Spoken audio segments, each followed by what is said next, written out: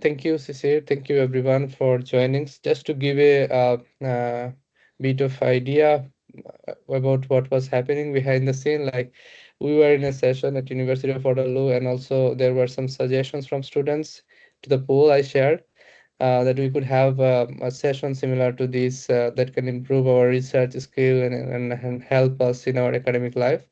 So the other day at the university, we were also talking about methodologies because the kind of research we do, most of us in the B2B global partnership, it's about qualitative and sometimes mixed method approach. Some of them, many of them use quantity mixed method approach. So some of us have raised that concern that they are always confused about a mixed method approach in particular, how it works, and what is the difference between qualitative, quantitative, and mixed method, and what are the differences between methods and approaches, and these are all things. So then we decided, okay, let's have a session on research methodology and invite one of the very own Sisir Pradhan, who has a wealth of experiences in this area with his many years of research experiences. So I'm going to introduce Sisir, give an idea about Sisir a little bit. Like Sisir Pradhan is the climate change advisor and come South Asia partner, liaison advisor. Sisir has 26 years of professional experience of working with NGOs, international agencies, government, UN agencies, and also holds a PhD in sustainability management from the University of Waterloo. Uh, he's working currently as a postdoctoral fellow at the B2B Global Partnership Network, but he's based on India now. Shishir's entire career has been directed towards community level research and pro-poor development with a focus on rights, justice, and governance. Dr. Pradhan's expertise, passion for ocean health and climate action, and commitment for fostering positive change within coastal communities make him a valuable asset to the Marine Tenure Initiative. So he has, as I said, a wealth of experiences. Like I didn't go through all the works he is doing and he has done in the past. So, let's start the main session. Over to you, Cecilia, and thank you again for the time. So much of kind words. Thank you, Roel. Uh, I think I'm no more. I'm not an expert and or academician. That's my disclaimer from the beginning. But what I will try to do is that whatever I learned by doing in the field and whatever I read over the period of time, I'll try to uh, run a session, mostly discussions, uh, and I'll also try to think like what is your key questions in your mind and whether I can address those questions. So before I jump into, I would love to hear some of the questions you have in mind so that I can address, I'll try to address those questions in my presentation. So presentation is just an indicative thing which I have prepared few slides, but we can engage in a discussion to clarify doubts wherever the doubts are and wherever I am capable of giving some reasonable answer, I'll be able to try to give it. So before I jump into my presentations and talk, so I would love to hear from you some questions. What is actually bothering you about these methods, methodology, approach, and those related questions, so that it would be helpful for me to contextualize and then talk about it. All right, so I would invite everyone to, if you want to speak, just unmute yourself and ask the question, or if you prefer to write in the chat, please do so. So I think Ariola has her hand up. Ariola. Thank you very much. When this mixed method, when you use more of qualitative, like the adapt questionnaire, it's geared towards having case studies. But when you want to present that to an audience that are researchers and university, they want you to show quantitative analysis, analyze it, the data, when you are showing the result. I would want you to dwell on, please, if you have the time, on data that will be analyzed under qualitative research, and then the tools that can be used and how do we access those tools, because most of them you have to buy, but as a student, can we get some free tools to use? Thank you very much. I hope I made sense. Free tools, if I understand you correctly, are you talking about analytical tools? Or you talk Yes, about tools or instrument that will be used to obtain information through a method? I'm talking about when you have collected qualitative data, what Okay, then how we are going to analyze it? yes, Okay, yes, thank you. yeah, okay.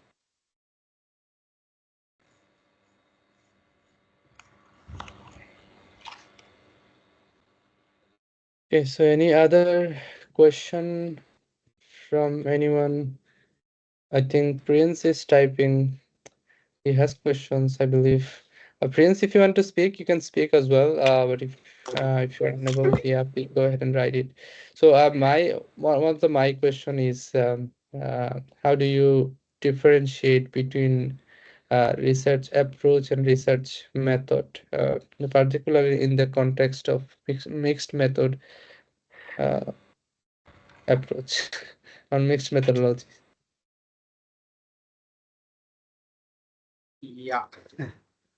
So, yeah, I think what I'll try to focus on today in about an hour about to understand the research philosophy a little bit and what philosophy supports what kind of research approach. And for that research approach, mostly mixed method approach, what are the different elements and contours of mixed method approaches we should know when we start collecting the data, analyzing data, and presenting the data. Sometimes we get confused within the terms about what is deductive, what is inductive, what is positivist, what is pragmatic. So, what I will try to focus on in an hour of 40 minutes kind of a discussion about if I may clarify some of the doubts, it would be really, I feel that would be helpful for you all to see what kind of research you want to do and how to design this entire research process. So let me share my slides.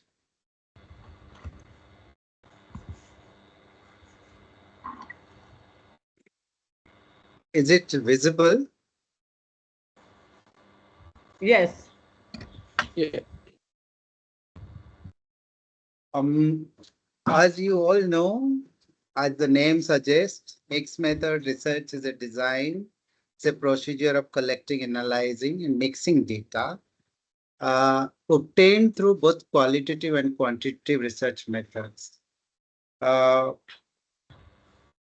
though there are history dates back to 1800th century, people have used both qualitative and quantitative information to draw inferences and make conclusions. But scientific community mostly till 1970s uh, focused more on quantitative data, as Aurelia was telling. Most they are talking of quantitative data, and because they thought that's more empirical, that has less bias, that doesn't bring in a researcher's perspective and researcher's positionality into the research.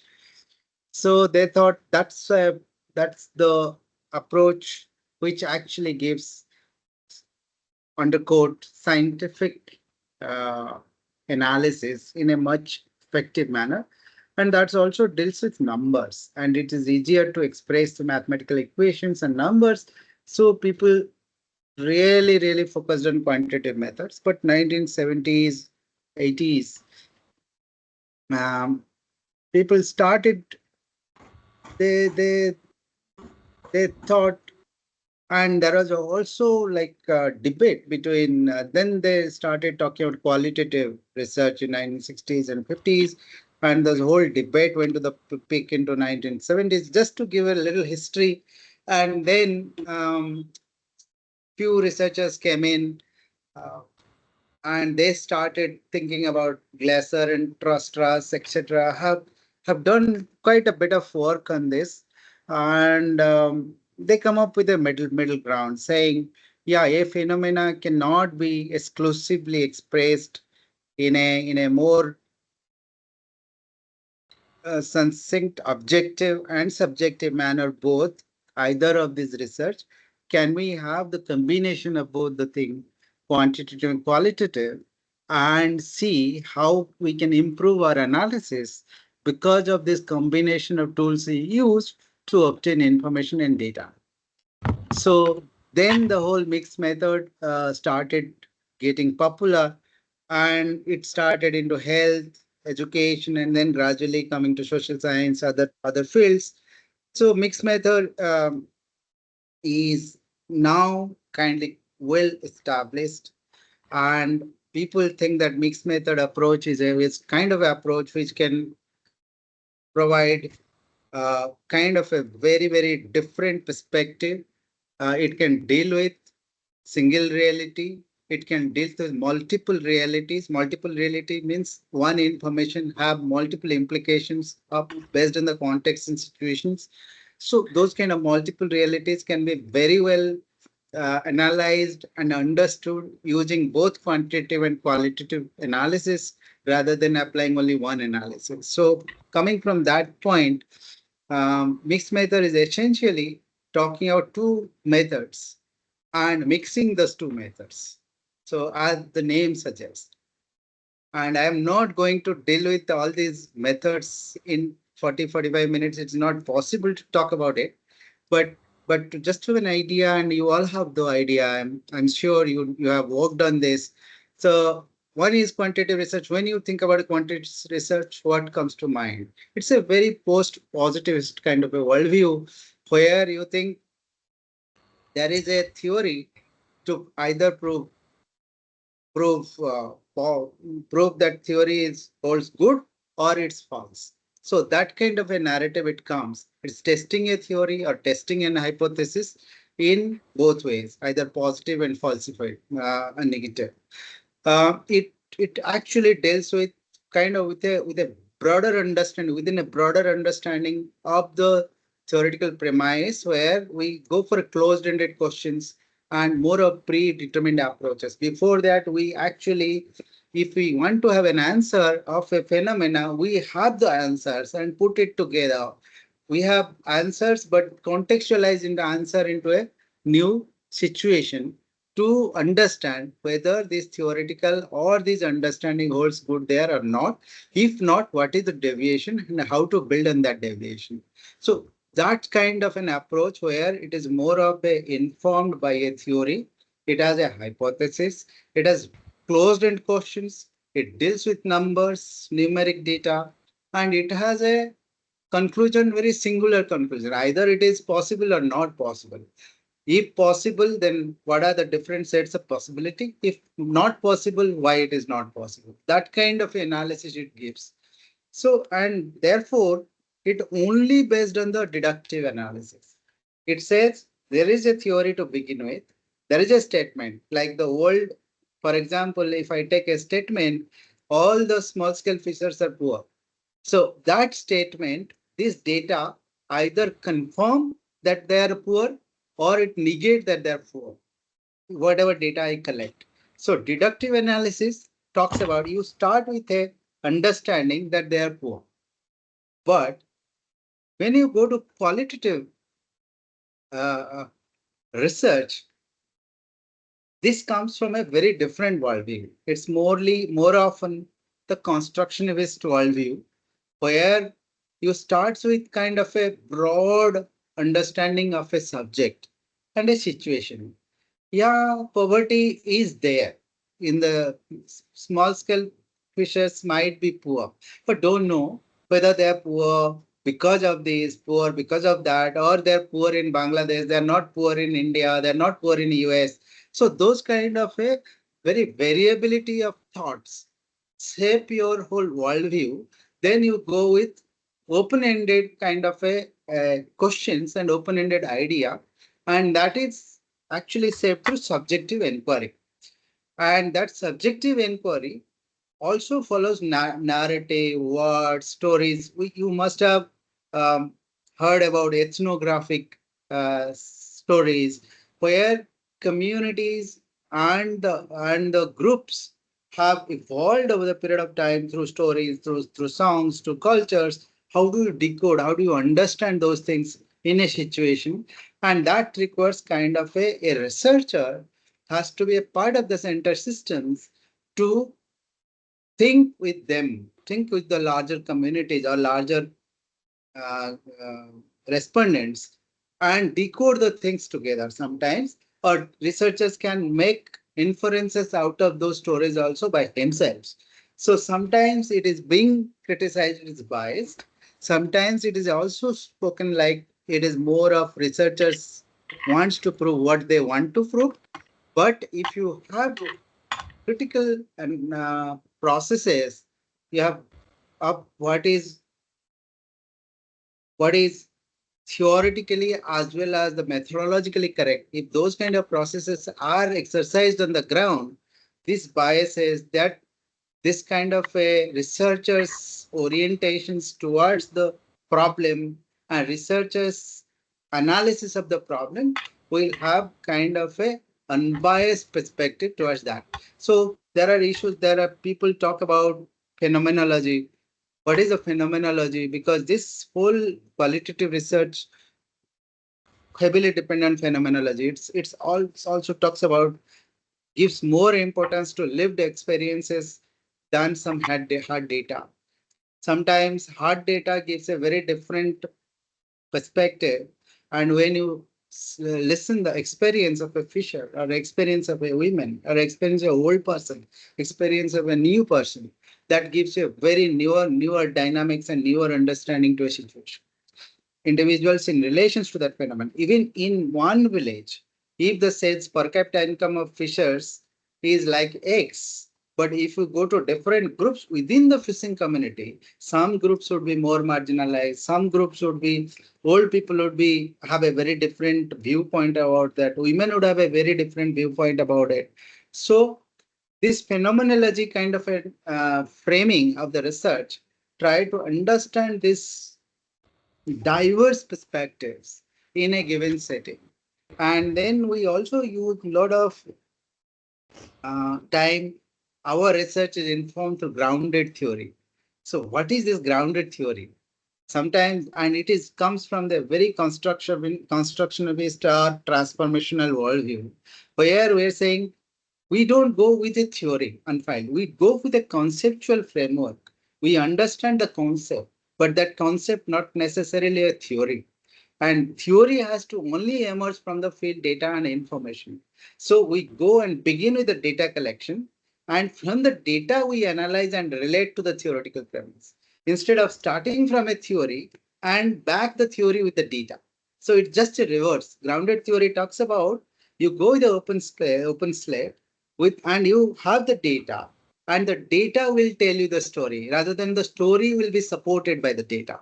That's the fundamental difference between this um, a positivist notion of work and a constructionist notion of work.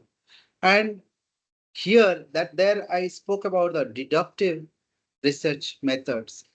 Here it is mostly an inductive approach where you are not actually moving from theory and global truth towards data for analysis. Here you are actually going from a data to make a generalization. So this is more of inductive in nature. So you know there are 5 sets of data. And with that 5 sets of data, you can build 5 different stories.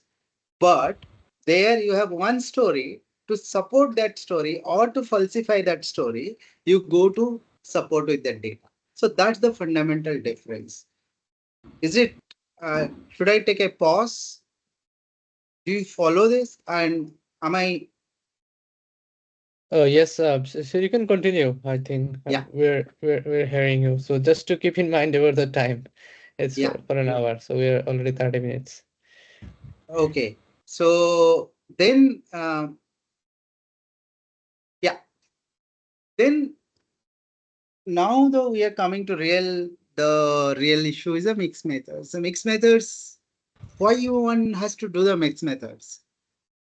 I already said that if you actually want to understand a complex system phenomena, you want to understand in a new area, new things with an open mind, if you want to construct some stories, then mixed method is a good research method when both quantitative and qualitative data can provide an understanding to a research problem in a very different way rather than only supporting through quantitative or qualitative.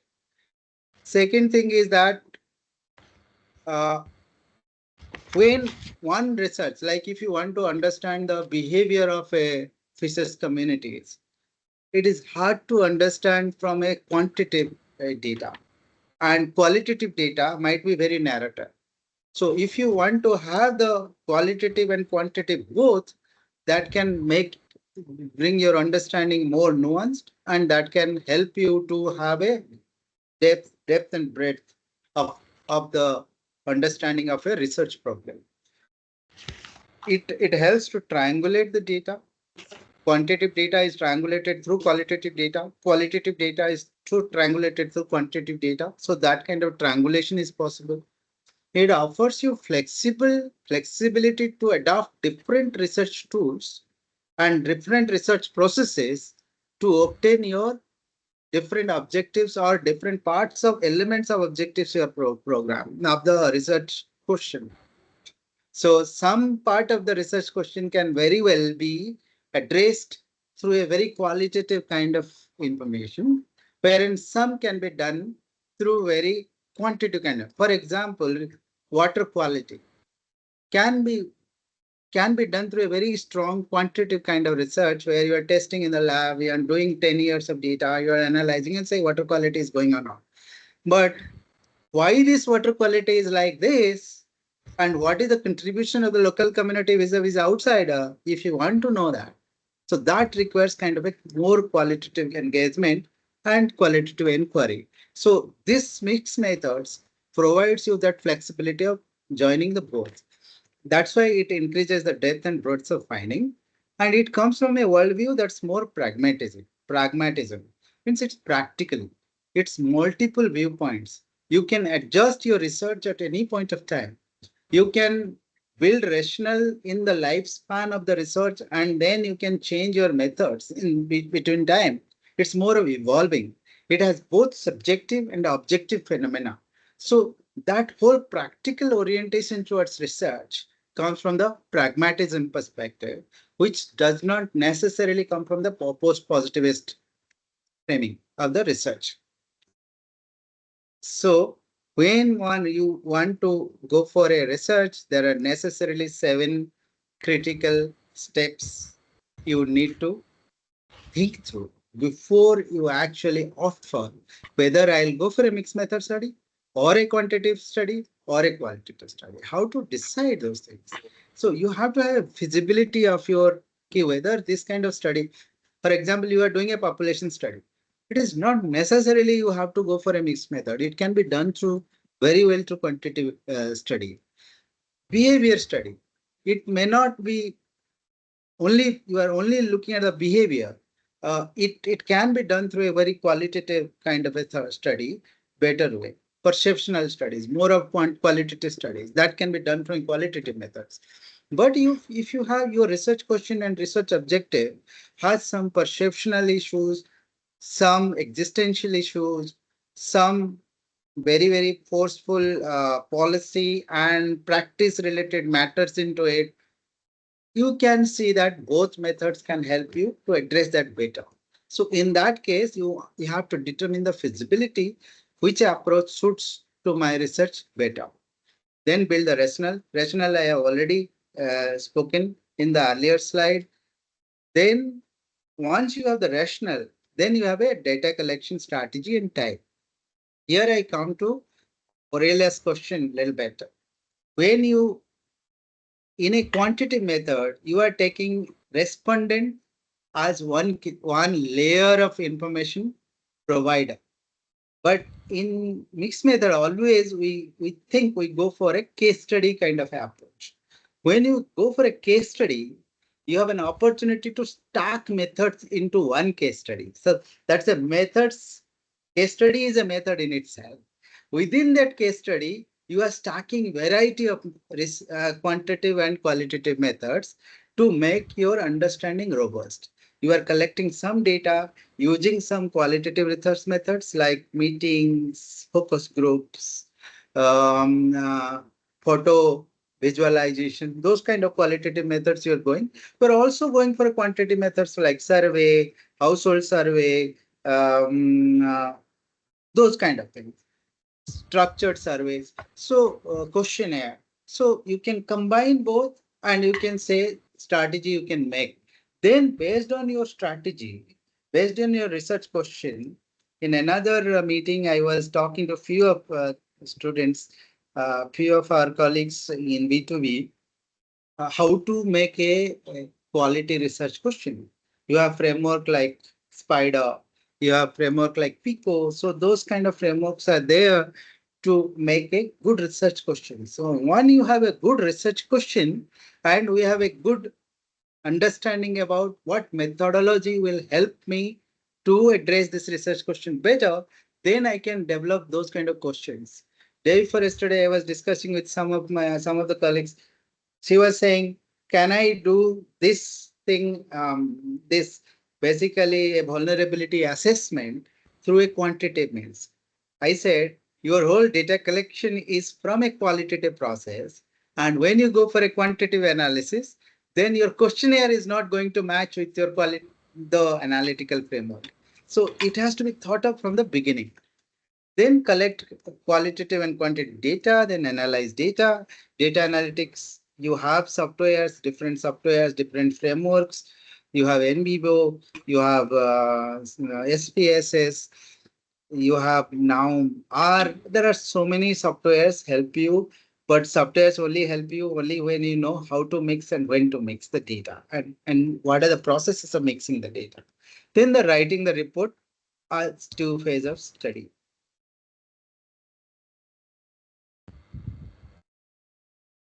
Um, then in a mix method, we have four type of mixing, how to mix the data. That is very important. How to design a method, I told. Now how to mix. So there are four key protocols. One is a convergent parallel method, where your quantitative and qualitative data. Sorry. Hello. So I think it Yeah. was a background. Yeah. Noise. You have a convergent parallel method where you have quantitative and qualitative data collected at the same time, but both the data sets are analyzed separately, and you are drawing meaning from both the data sets separately, and then you are trying to mixing it. I'll come to that. Second one is embedded data set. It requires higher level of expertise.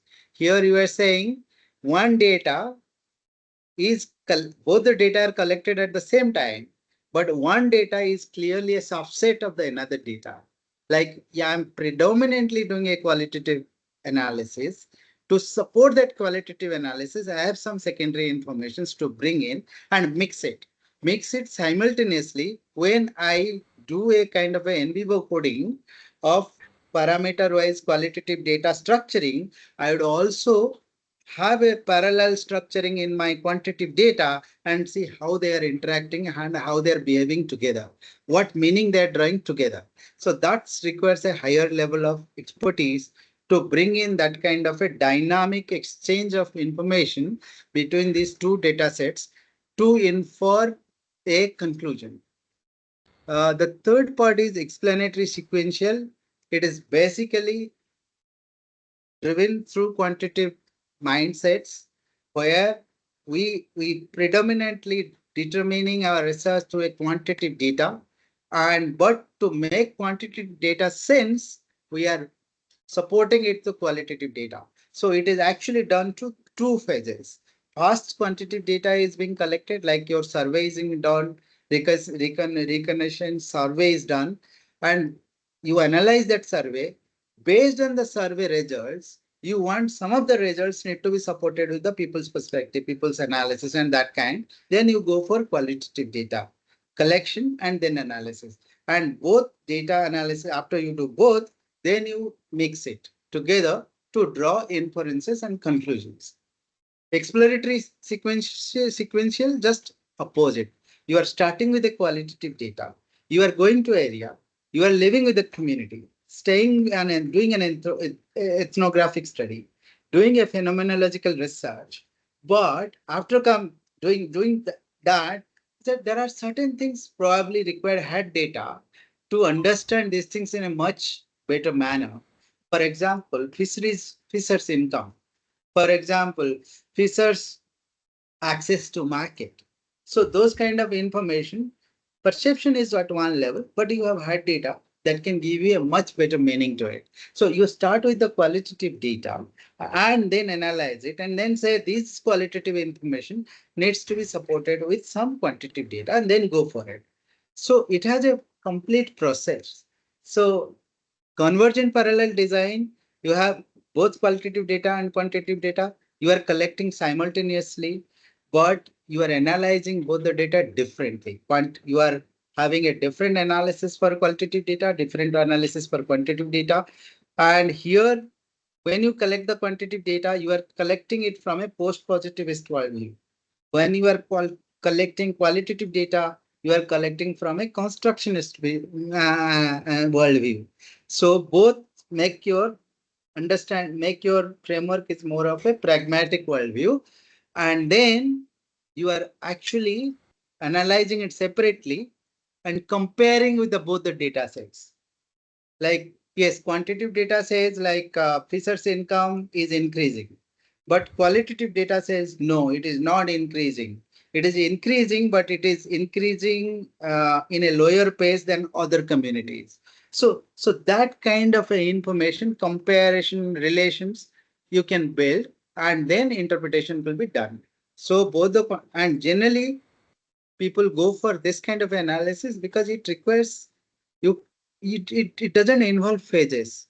For master students, you cannot go to a research area many times, so you go for a month or 2 months, so it's very difficult to have a set of data, come back, analysis, and then go again to do the other research. So generally, people go for a convergent design where they collect the data together at one go, come back, and then analyze the data separately and draw meaning out. Similarly, you have exploratory sequential design. I said first, as I already explained, first you explanatory. First, you collect quantitative data using positivist worldview, basically survey, doing a survey, doing those household survey, that kind of thing. Then analyze it. After that, you sit together. Generally, PhD and those who do long-term research, they phase their data collection and they phase their research timing based on this kind of methods. So they first analyze this data, and then you do systematic literature review, you do database analysis, so content analysis. So those kind of data and analysis generally done beforehand, and then you draw kind of a some inferences from that, and then you assess what kind of qualitative data will support this quantitative data, and then go for it, and then you go for interpretation. So it's done in two phases, but here analysis is also done separately. But whole analysis, once two analyses are done, you are mixing it through your analysis interpretation. So mixing is very different here. Uh, Exploratory is just similar like explanatory. Here you are starting from quantitative data, there you are starting from qualitative data. Embedded design, as I said, collection and analysis of secondary data occurs before, during, and after the primary methods. This is a dynamic thing.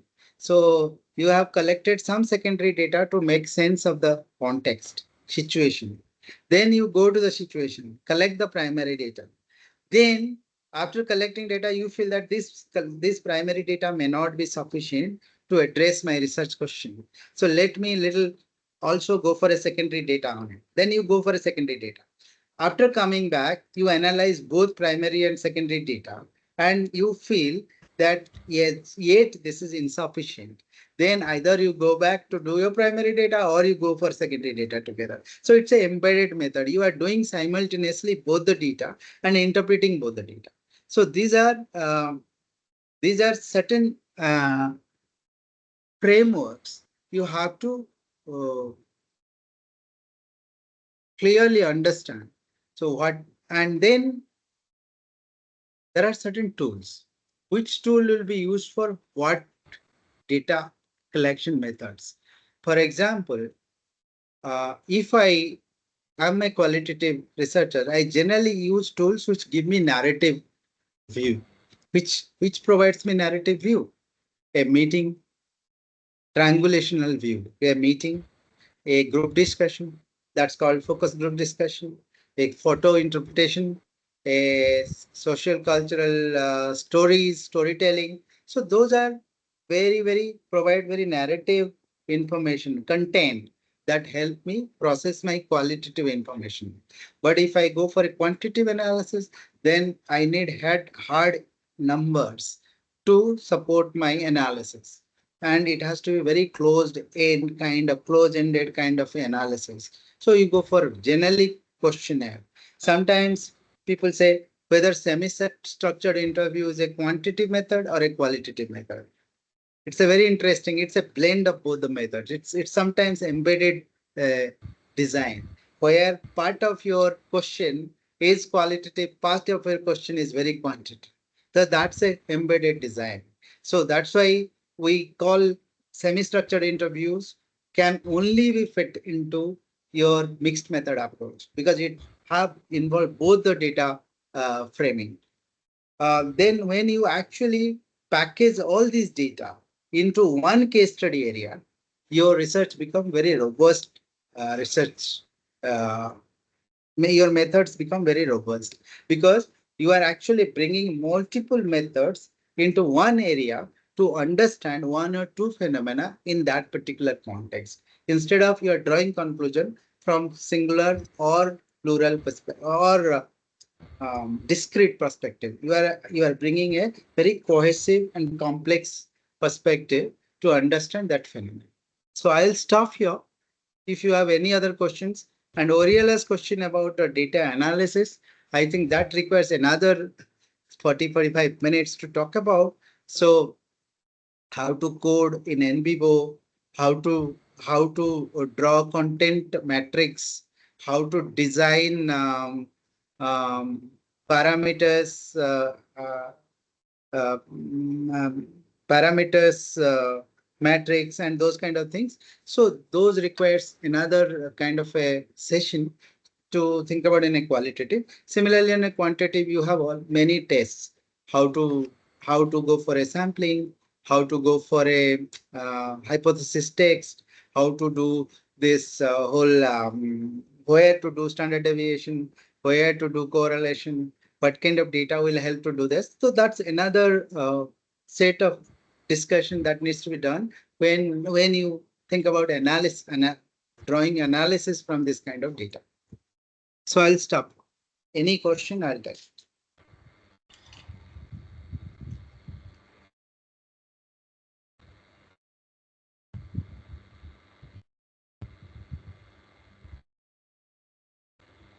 Roel, you are muted.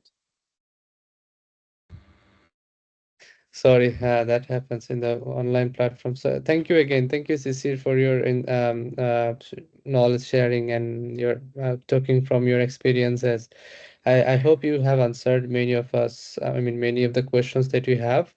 But still, we may have some questions. So we have one from Prince. He's asking, in the exploratory sequential mixed method, what informs the development of a new or existing instrument after the qualitative data is gathered? I have seen Navya also responded to that. So if you have anything additional to respond to that and confirm. What is that? What is? In an exploratory sequential method, what informs the development of a new or existing instrument after the qualitative data is gathered? Okay, so here the researchers has a little bit of freedom to explore thing based on your information you're getting from the field, because you are doing a pragmatic research where your practical situation informs your research process. In that sense, in other words, where probably, for example, I can take example of Nabya. When Nabya went for a, if I am not crossing the line, Nabya. So if Nabya went for asking a question to the people about what do you know about the seagrass, people are like blank. What is seagrass? They don't talk seagrass as the seagrass. They give it, they understand seagrass as some names, local names, you know. Then what she did, she printed some photographs, went to the community and say, have you seen this grass? Okay, yes, sir. What is this grass called? Do you have similar kind of grass? Then she did entire kind of a herbarium of grasses that is available in Chilica.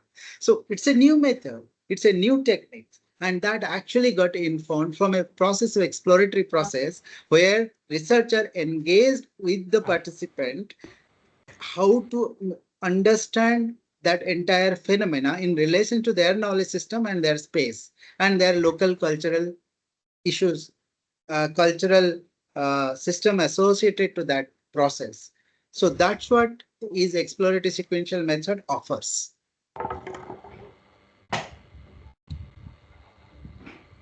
Thank you, Sisir.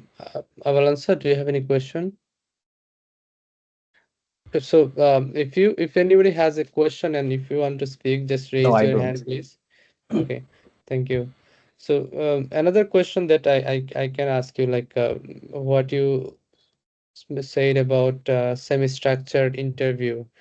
Right, it can be both. Yeah. It can be both qualitative and Yeah. quantitative. So, for example, if someone does a section of the semi-structured interview about the demographic information, and they may be driven by different theory, different analytical framework, but in each of the sections they ask questions. They may have some close-ended questions and some open-ended questions. So in that case, those close-ended questions and the interpretation of those, can these be counted as a, quantitative part, or it's still the part of qualitative research? That is quantitative very clearly. Then you are actually having, that's why you are saying semi-structured. Yeah. When you talk about semi-structured, part of that is structured. And that comes from a very quantitative understanding. And that's why it's a mixed method. You cannot say ki it's a semi-structured questionnaire and I have done a qualitative research, Yeah. because that doesn't go together. Because when you do a close-ended question, that comes from a very positivist mindset. When you do a open-ended question, that comes from a very pragmatic constructionist mindset. Both the research philosophy can only be merged into this pragmatism, which is actually the mixed method. You just cannot say, I have done a, and many people do, I have done completely qualitative, but I only did a deductive analysis. It is not Mm-hmm. possible, because these worldviews and these analytical frameworks are having protocols linked to each other. You cannot have a absolute qualitative analysis with a deductive analysis, where your analysis is actually driven by a theory, not by data. Yeah. And you cannot have an exclusive inductive analysis if you go for a mixed method. So some part would be your inductive, some part would be deductive. So And I know many people have that confusion. What is my inductive? What is my deductive analytical framework? I read uh, many master's thesis and all. So this confusion actually is a big confusion there. So you have to Yeah. determine what are the questions that gives me deductive analytical framing. What are the questions that give me inductive analytical framing? And then when you make those questions and answers, then you know which is inductive, which is deductive, and which is qualitative, which is quantitative. That's why you are mixing it. Yeah. Thank you, Cecilia. As I said, I have a like question. you have covered many of our confusions already, which is also Shahriar Nazrul said. Thank you, Cecil. You nicely discussed many of the confusions I had. So same for me as well. So I think Prince has his hand up. Prince, go ahead. Thank you so much, Sisi. Um, I have a question on sampling size. Yeah, So, for instance, if you have like maybe 3 or 4 different communities, maybe suffering from a particular situation, and you're supposed to do sampling for yeah. participants, like to get the qualitative data. What is the best way? What's the best approach to use to get, not a biased way of sampling the population to have your Yeah. participants? See, sampling is a very different subject, you know. So if I can show you sampling, there are different formulas are there. Okay. So one formula is like n is equal to n into z square p 1 minus p divided by e square n minus 1. So those kind of formulas are there. Those are not quantity formulas anyway. Those are formulas basically to make your decision happen. So what is n? N is a what? How much of population I'll take from this entire. If I am working with a 500 communities, how much communities I should survey, semi-structured interview, so that my research is optimum. If that is a question, how to determine that?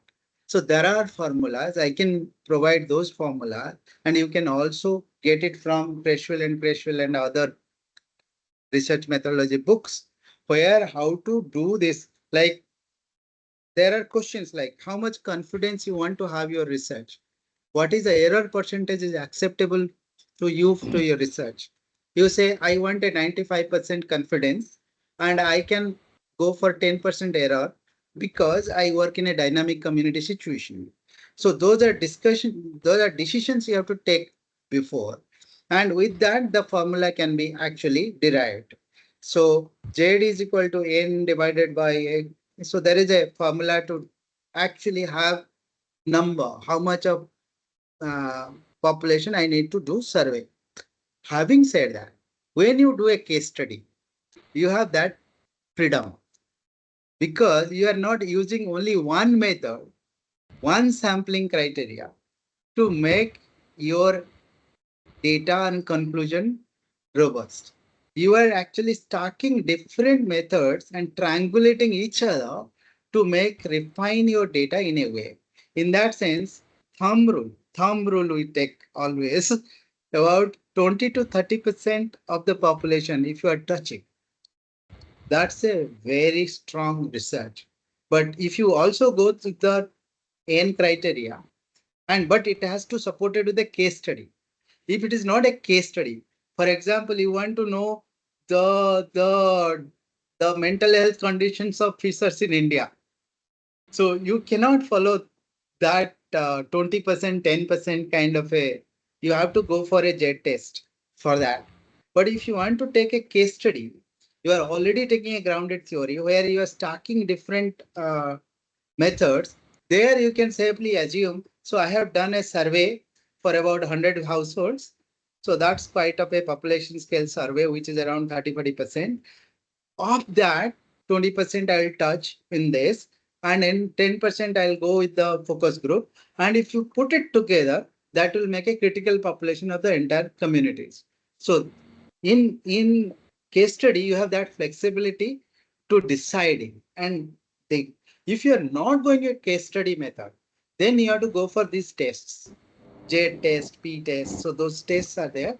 You can definitely have that mathematical formula and calculate.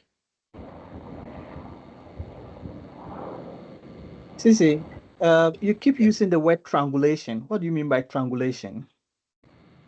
Sorry, What do you mean by triangulation? population So, means? so Abalansa is asking you, you did mention about triangulation of Yeah, different methods. So, what do yeah, you actually mean triangulation. by this triangulation? See, the triangulation could be in many ways. One, triangulation between methods, triangulation within methods, triangulation with closed groups, triangulation with open groups. So there are different type of triangulation in the research we practice. In our kind of mixed method and B2B setting, I'll come to very clearly to that. We do triangulation at two levels. One level will do triangulation between respondent groups. For example, if you are doing a mixed method survey that involves fishers, fish traders, decision makers. So you are having a triangulation between the respondent groups by using different methods. For example, you are having a survey with the fishers, but you are having a focus group with the traders. You are having a semi-structured interview with a policymaker. So you are triangulating that information by applying three different methods in a case study situation. That's one. Second one is between groups. Second, between methods. Like you have obtained some information from survey. Then you are triangulating that information through focus group. Then you are triangulating you got some more information in a focus group. Then you are triangulating that information through secondary data when you do a sequential analysis, secondary data. So the triangulation is done in many ways, and the multiple level of triangulation happening in your research actually increasing credibility there. Credibility is coming there. Thank you, Sisi. So next we have Pallavi Chakraborty. We are about to finish. So if anyone has any final questions after Pallavi, please go ahead. Pallavi, over to you. Thanks, Will. Thank you, Shishir. Really great explanations. I just want to ask, in the case study, can we have snowball sampling as a method? Exploratory research method, snowball is a very important because there we start that a higher degree of uncertainty. So it's actually a sampling question than a method question, design question. Where do we go for a snowball sampling? Where your confidence level of your sample is less. You say, I am going to this case study, but I am going with a confidence level 80% because I may not get all my answer from this case study population. So I have to go for a snowball to get my answer. So that's the exploratory design with less confidence level. So that question comes from a sampling confidence level question. Then you have to have, what you will have? You cannot have a very complete like 300 surveys and then snowballs. You have to design that way. So if my confidence level is low, my survey will be lesser and my snowballing will be more. So how to determine that, that's very important one. So that you have to decide, and that you actually decide from the qualitative quantitative analysis you do beforehand going to the field. That's a context analysis you do beforehand. You did a secondary data analysis, or you did a kind of, you went to a recognition survey first, then you observed my answers are not going to, I am not going to get it from this area. So I need snowball. So that is clearly a experimental design, exploratory design in that sense, sequencing design. In sequencing design only you can bring in. Thank you. Thank you.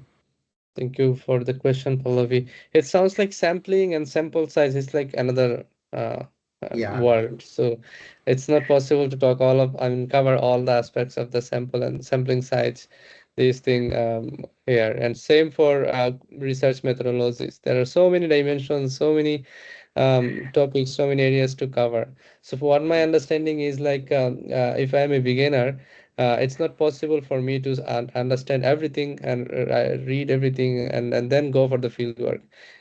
My observation or understanding is that once you follow a method or approach and then go for the field work, collect the data, and then you can have a, you can, kind of differentiate between different approach and method. Yeah. I'll just take 1 minute. This is a book, Creswell and Creswell. There is a page 236. Please read that page, because there is a there is one thing which I could not cover in this small time, is legends. There are some legends used in this mix method. If you use a plus sign, if you use a hyphen sign, if you use a arrow sign, what does it mean? So those signs you have to understand as a researcher. That will help you in writing, not in analyzing anything. When you write the research, that sign is very important. So please read the 236-37 page number. Creswell and Creswell research methods. Thank you. I think we have this book, especially those students are taking the sustainability management courses during the first 2 semester here at University of Waterloo. So it's really helpful. You can go and take a look back to this page and see the differences. And now, if we read the book as well, we can have a better understanding what CC has said based on that. So again, I don't see any more questions. Thank you so much. Oh, there is one more question from Ariola. Uh, God bless and thank you so much for very good presentation. Hello everyone. Is it possible to have another session? Okay, so that's a different question. Yeah, sure, Ariola. We can have another session on that. We can decide on another topic. I think we have enough suggestions. What topic we should choose. So maybe relevant to methodologies, we'll do another one. Thank you so much again, everyone, for joining. And just to remind you that we will have our student webinar coming up in second Tuesday in July. So we are not yet confirmed with the speaker. We'll share that information soon. Thank you everyone for very pleasant sharing and nice questions. It was, Anytime, any doubt, I can be there, so no problem. So if yeah. I can help you, I'll be there. Yeah, it was really, really nice to have you, Sisir. And I was also going to the same thing. If somebody still have confusion about particular area of that you were working on, just simply write an email to Sisir, and I believe he will be happy to talk and share knowledge if he's free. Thank you, everyone, and we'll see you in the next session.